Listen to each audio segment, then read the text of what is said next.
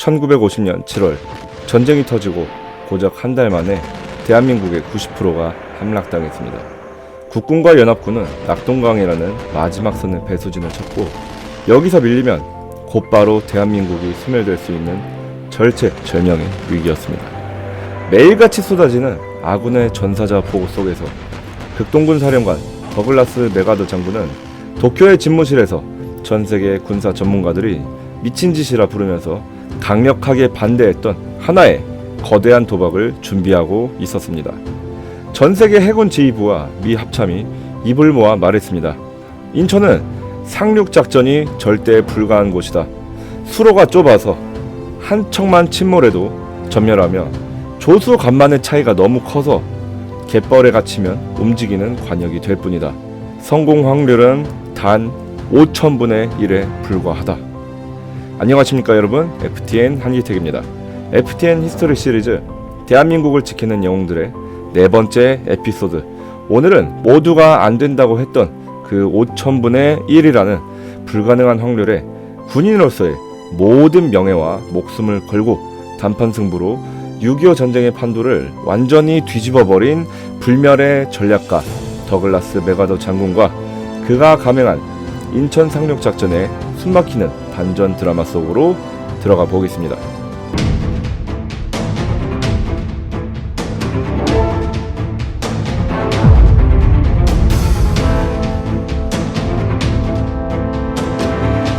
우리가 인천 상륙작전의 맥아더 장군을 제대로 이해하려면 먼저 이 인물이 미국 군사 역사상 얼마나 독보적이고 화려한 배경을 가졌는지 알아야 합니다. 그는 미국 역사상 최고의 군사 엘리트 코스만 밟아온 인물입니다. 미 육군사관학교인 웨스트포인트를 역사상 최고 성적으로 졸업했고 제1차 세계대전에서 최전선을 누비며 명성을 떨쳤습니다. 그리고 불과 만 50세의 나이에 미 육군 참모총장 자리에 오르면서 군인으로서 올라갈 수 있는 최고의 정점을 찍었습니다.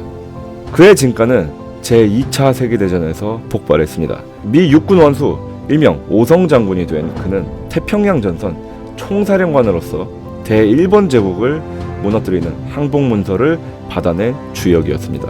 당시 일본을 점령하고 통치하던 극동군 사령관으로 그는 사실상 도쿄에서 일본의 낫 왕이라고 불릴 만큼 무소불위의 권위와 명예를 누리고 있던 세계 최고의 군사 거물이었습니다. 군인으로서 더 이상 증명할 것도 더 잃을 것도 없는 70세의 노장. 그것이 1950년 6월 6.25 전쟁이 터졌을 당시 맥아더 장군이 가진 배경이었습니다. 그런 살아있는 전설인 맥아더 장군이 인천으로 가겠다라고 선언하자 미 국방부와 합참은 발칵 뒤집어졌습니다. 해군 작전부장 셔먼 제독은 인천은 상륙작전 교범에 있는 모든 지리적인 악조건을 한 군데에 모아둔 곳이라고 격렬하게 반대했습니다. 실제로 인천은 대규모 함대가 진입할 수 있는 통로가 아주 좁은 외길이나 다름없었습니다.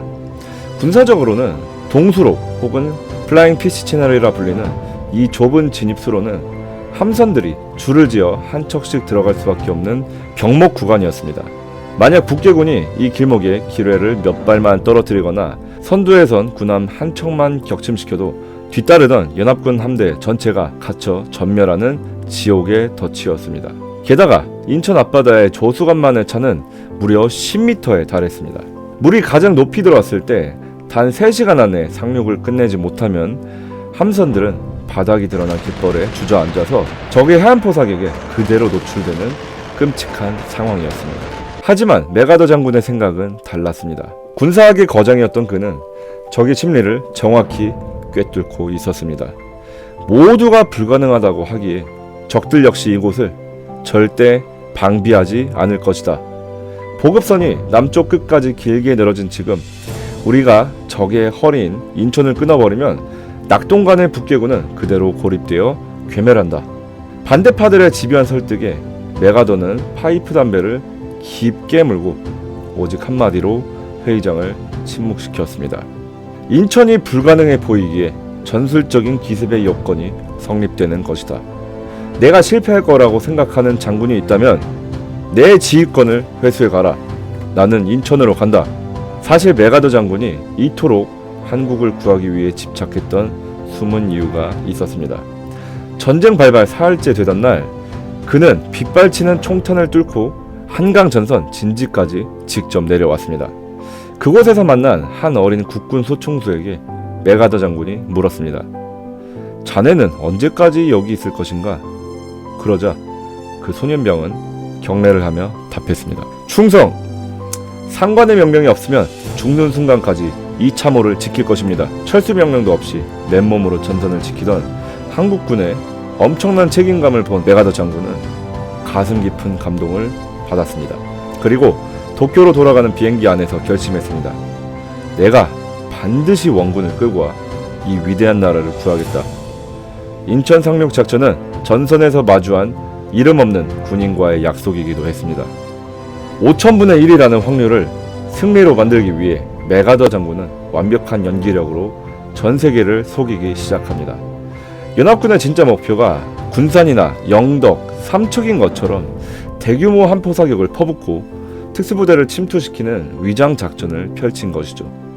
북계군 사령부는 이 기만에 완전 속아 넘어가 정예부대를 남쪽과 동해안으로 분산시켰고 정작 진짜 목표였던 인천은 철저히 텅 빈 채 남겨지게 됩니다. 1950년 9월 15일 새벽 2시 마침내 운명의 시간이 다가왔습니다. 대한민국을 포함한 7개국 총 261척의 거대한 연합 함대가 암흑을 뚫고 인천 앞바다로 은밀하게 진입했습니다. 작전명 크로마이트, 역사상 가장 위대한 반격의 사막이었습니다. 첫 번째 목표는 인천의 심장부를 가로막고 있는 섬 월미도였습니다. 아침 06시 33분 밀물이 밀려드는 단 3시간의 기회가 열리자마자 미 해병대가 월미도 그린비치에 기습 상륙했습니다. 하늘과 바다에서 쏟아지는 압도적인 한포 사격 속에 월미도는 상륙 단 2시간 만에 완전히 장악되었습니다. 하지만 진짜 고비는 오후에 시작되는 본래의 인천시가지 상륙이었습니다. 밤이 찾아오기 직전인 오후 5시 두 번째 밀물이 들어오자 본대가 인천 상륙을 감행합니다. 그러나 그들을 맞이한 건 모래사장이 아닌 거대한 콘크리트 해안벽이었습니다. 당시 인천 해안가는 물을 막기 위해 높이 3에서 5m에 달하는 거대한 옹벽이 세워져 있었습니다. 장병들은 배에서 내리자마자 적의 기관총이 빗발치는 가운데 임시로 만든 알루미늄 사다리를 벽에 걸치고 맨몸으로 그 높은 장벽을 기어 올라가야 했습니다. 한 걸음만 잘못 디디면 낭떠러지 및 갯벌로 추락하는 극한의 상황이었죠. 하지만 장병들에게는 단 한 발짝도 물러설 곳이 없었습니다. 거센 저항을 뚫고 해안벽을 넘어선 장병들은 한치의 물러섬 없이 진격했고 마침내 인천시가지를 완전히 장악하는 데 성공합니다. 걱정했던 대참사는 없었습니다. 작전 개시 단 하루 만에 불가능이 가능으로 바뀐 것이죠. 전 세계 전쟁사를 통틀어 이만큼 완벽한 작전은 없었습니다.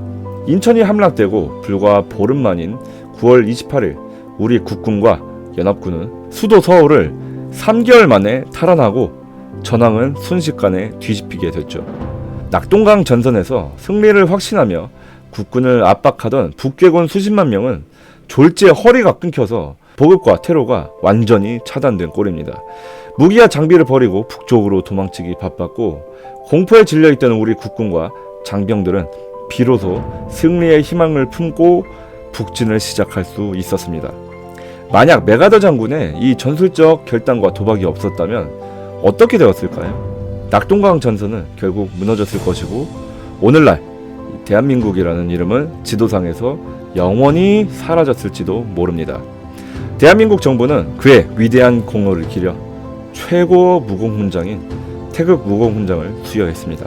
그가 인천 앞바다를 바라보며 결단을 내렸던 그 자리에는 지금도 그의 숭고한 통찰력을 기억하는 동상이 세워져 우리를 지켜보고 있습니다.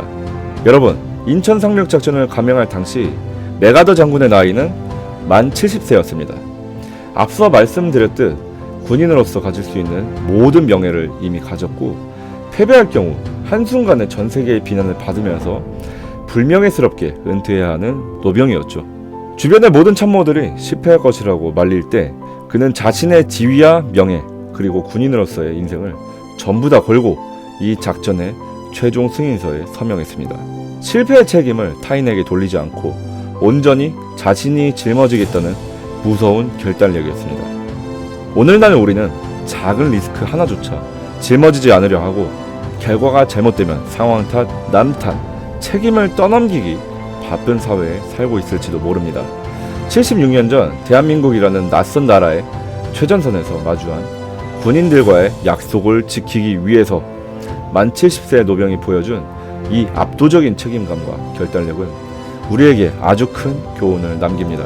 실패 확률이 압도적인 상황에서도 대의를 위해 주저없이 승부수를 던졌던 메가더 장군의 이 불꽃 같은 선택에 대해 여러분들은 어떤 생각이 드십니까? 우리가 가져야 할 진짜 리더십의 책임감이란 무엇인지 여러분들의 생각을 댓글로 자유롭게 남겨주세요. 마침 지금 맞이한 6월은 순국 선열과 호국 영령의 숭고한 희생을 기리는 호국 보훈의 달입니다. 오늘날 우리가 누리고 있는 이 평화와 일상은 결코 당연한 것이 아니라 이처럼 자신의 모든 것을 걸었던 영웅들의 결단과 희생이 있었기에 가능했습니다. 우리가 이분들을 영원히 기억하고 잊지 않는 것이야말로 지금의 대한민국을 살아가는 우리들의 가장 작은 의무가 아닐까 싶습니다. 앞으로도 FTN 히스토리 시리즈 시즌2에서는 대한민국을 위기에서 구해낸 숨은 영웅들의 뜨거운 이야기를 계속해서 조명해 나갈 예정입니다. 이 의미 있는 여정을 끝까지 함께 기억하고 응원해 주실 분들은 많은 관심과 응원의 댓글 부탁드리도록 하겠습니다. 지금까지 FTN 히스토리 시리즈 더글라스 메가더 장군의 이야기였습니다. 다음 에피소드에서 뵙도록 하겠습니다. 지금까지 FTN 한기택이었습니다. 시청해주셔서 감사합니다.